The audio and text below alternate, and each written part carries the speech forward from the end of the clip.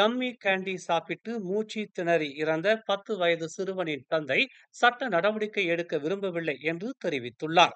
இருப்பினும் அவருக்கு அறிவுறுத்தப்பட்டுள்ளது.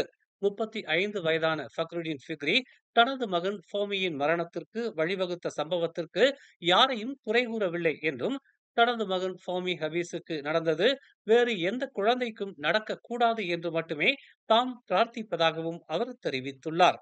யாருக்கு எதிராகவும் சட்ட நடவடிக்கை எடுக்க விரும்பவில்லை என்றும், ஆனால் பள்ளி மைதானத்தில் ஃபோமி கேண்டி சாப்பிட்டு மூச்சு திணறி இறந்ததால் சட்ட நடவடிக்கை எடுக்க தங்களுக்கு அறிவுறுத்தப்பட்டுள்ளதாகவும் அவர் கூறினார். எங்கள் குடும்பத்திற்கு விதிக்கப்பட்ட இந்த விதியை நானும் என் மனைவியும் ஏற்றுக்கொள்கிறோம் என்று ஃபக்ருடீன் கூறினார். ஃபக்ருடீன் மற்றும் அவரது மனைவி நுரைனி இசா ஆகியோர் நேற்று கம்போங் பிரமத்தாங் பிஞ்சாய் முஸ்லிம் கல்லறையில் ஃபோமியின் இறுதி சடங்குகளை நடத்தினர். அவர்களுடன் குடும்ப உறுப்பினர்கள், உள்ளூர்வாசிகள், ஆசிரியர்கள் மற்றும் ஃபோமியின் நண்பர்கள் உட்பட 150 பேர் இணைந்தனர். 4ஆம் வகுப்பு மாணவரான ஃபோமி கடந்த செவ்வாய்க்கிழமை பட்டர்வர்த்தில் உள்ள எஸ்கே சுங்கைதுவாவுக்கு வெளியே வாங்கிய கம்மி கேண்டியை சாப்பிட்டு மூச்சு திணறினார். சம்பவத்திற்கு பிறகு அவர் ஆபத்தான நிலையில் நேற்று முன்தினம் இரவு 11 மணிக்கு மருத்துவமனையில் இறந்தார். பிரேத பரிசோதனையில் அவர் கம்மி கேண்டி உட்கொண்டதால் மூச்சு திணறல் ஏற்பட்டதாகவும், ஆக்சிஜன் பற்றாக்குறை ஏற்பட்டதால் மூளை பாதிப்பு ஏற்பட்டு இறந்தார் என்பதும் உறுதி செய்யப்பட்டது. பாலஸ்தீன மக்களின் நலனுக்காக மலேசியா தொடர்ந்து முன்னின்று போராடி வரும் என்று பிரதமர் டதஸ்ரீ அன்வார் இப்ராஹிம் நேற்று திட்டவட்டமாக அறிவித்தார். ஹமாஸ் இஸ்ரேல் போர் குறித்து கடுமையாக பேச வேண்டாம் என்று தமக்கு அறிவுரை கூறப்பட்டுள்ளதாக ப்ளூம்பெர்க் ஊடகம் செய்தி வெளியிட்டிருப்பது குறித்து கருத்துரைத்த போது அன்வார் இதனை தெரிவித்தார். மலேசியா ஒரு சுதந்திரமான இறையாண்மை கொண்ட நாடாகும் என்று அவர் குறிப்பிட்டார். தங்களுக்கென்று தனியாக ஒரு நிலைப்பாடு உள்ளது. பல்வேறு தளங்களில் தங்களின் உறுதியான நிலைப்பாட்டை வலியுறுத்தியுள்ளோம் என்று அவர் குறிப்பிட்டார். தாங்கள் யாரையும் எதிர்க்க விரும்பவில்லை என்றும் அவர் தெரிவித்தார். ஆனால் எங்கெல்லாம் அடக்குமுறையும் ஒடுக்குமுறையும் நடக்கிறதோ அதில் பாதிக்கப்பட்ட மக்களை தற்காக்க நாம் அனைவரும் ஒன்றுபட்டு நிற்க வேண்டியது அவசியம் என்று பஹ்ரைன் நாட்டுக்கான தமது அதிகாரத்துவ வருகையின் முடிவில் நடைபெற்ற செய்தியாளர் சந்திப்பில் அன்வார் குறிப்பிட்டார். சிகிச்சைக்கு பிறகு மாட்சிமை தங்கிய மாமன்னர் சுல்தான் இப்ராஹிமின் உடல் நிலை இப்போது மிகவும் சிறப்பாக உள்ளது.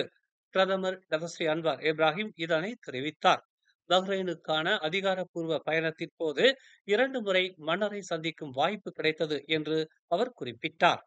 ஆரம்ப கட்டங்களில் மேற்கொள்ளப்பட்ட சிகிச்சை வெற்றிகரமாக தெரிகிறது என்றும், இருப்பினும் அதை கண்காணிக்க வேண்டும் என்றும் அவர் கூறினார். மாமன்னரின் உடல்நிலை மிகவும் சிறப்பாக உள்ளது என்றும், எனவே அவர் விரைவில் நாடு திரும்புவார் என்றும் அவர் குறிப்பிட்டார்.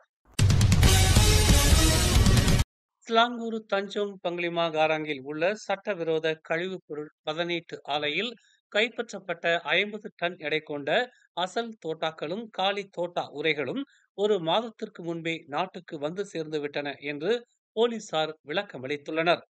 காலி தோட்டாக்களும் அசல் தோட்டாக்களும் தோட்டா உரைகளும் மேல் நடவடிக்கைக்காக கோலலங்காட் மாவட்ட குற்ற புலனாய்வு துறையிடம் ஒப்படைக்கப்பட்டுள்ளன என்று புக்கிட்டமான் உள்நாட்டு பாதுகாப்பு மற்றும் பொது கட்டொழுங்கு துறையின் இயக்குனர் டதஸ்ரீ அஸ்மி அபு காசிம் நேற்று தெரிவித்தார். அப்பொருட்கள் எந்த நாட்டிலிருந்து கொண்டு வரப்பட்டவை என்பதை கண்டுபிடிக்க தொடர்ந்து புலன் விசாரணை நடத்த வேண்டி உள்ளது என்றும், அப்பொருட்கள் போலி பத்திரங்களை பயன்படுத்தி தருவிக்கப்பட்டிருந்தால் அந்நாட்டை அடையாளம் காண்பது தங்களுக்கு பெரிய சவாலாக இருக்கும் என்றும் அவர் கூறினார்.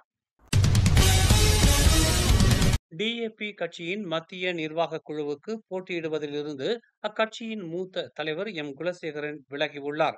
இளம் தலைவர்களுக்கு வழிவிடும் வகையில் போட்டியில் இருந்து விலகிக் கொள்ள தாம் முடிவு செய்திருப்பதாக அக்கட்சியின் தேசிய உதவி தலைவருமான குலசேகரன் குறிப்பிட்டுள்ளார். ஆயினும் சில தலைவர்கள் செய்திருக்கும் தியாகத்தை உறுப்பினர்கள் மறந்துவிடக் கூடாது என்றும், அந்த தலைவர்கள் கைது நடவடிக்கைக்கும் துன்புறுத்தலுக்கும் மிரட்டலுக்கும் உள்ளாக்கப்பட்டவர்கள் என்பதை அவர்கள் நினைவில் கொள்ள வேண்டும் என்றும் அவர் வலியுறுத்தினார். சிறப்பு வாகன பதிவு எண் பட்டைகள் ஏலம் விடப்பட்டதன் மூலம் கடந்த ஆண்டில் அரசாங்கம் 4,59,00,000 வெள்ளியை வருமானமாக பெற்றிருந்தது. தொகையில் ஒரு பகுதி உதவி தேவைப்படுவோருக்கு வகுக்கப்பட்டிருக்கும் பல்வேறு திட்டங்களுக்கு பயன்படுத்தப்பட்டதாக போக்குவரத்து அமைச்சர் அந்தோனிலோ தெரிவித்துள்ளார். கோல்டு ஒன் என்ற எண் பட்டைக்கான ஏலத்தில் வெற்றி பெற்ற மாற்றுமை தங்கிய மலேசிய பேரரசர் சுல்தான் இப்ராஹிம் அதை 15 லட்சம் வெள்ளி கொடுத்து வாங்கியிருந்தார். மலேசியாவின் 50ஆம் ஆண்டு கூட்டரசு பிரதேச தின கொண்டாட்டத்தை முன்னிட்டு கோல்டு எண் பட்டை ஏலம் விடப்பட்டது குறிப்பிடத்தக்கது. கடந்த ஆண்டில் சிறப்பு வாகன பதிவு எண் பட்டைகள் ஏலம் விடப்பட்டதன் மூலம் கிடைத்த மொத்த வருமானம் எவ்வளவு என்று பரிகாத்தான் நேஷனலின் ஜெராண்டூட் நாடாளுமன்ற உறுப்பினர் கைருல் நிசாம் கைருடின் கேட்டிருந்த கேள்விக்கு அந்தோனிலோ இவ்வாறு பதிலளித்தார். மேலும் செய்திகளை தெரிந்து கொள்ள தமிழ் மலர் நாளிதழை பாருங்கள். உடனுக்குடன் செய்திகளை தெரிந்து கொள்ள தமிழ் மலர் இணையதளம், தமிழ் மலர் செயலி மற்றும் மலர் டிவி யூடியூப் சேனலை வலம் வாருங்கள். எங்களோடு இணைந்திருக்க மலர் டிவியை பதிவு செய்து கொள்ளுங்கள். உறவுகள் மகிழ்ந்திட விருப்பம் மற்றும் பகிர்வு சேவையை சொடுக்கிடுங்கள்.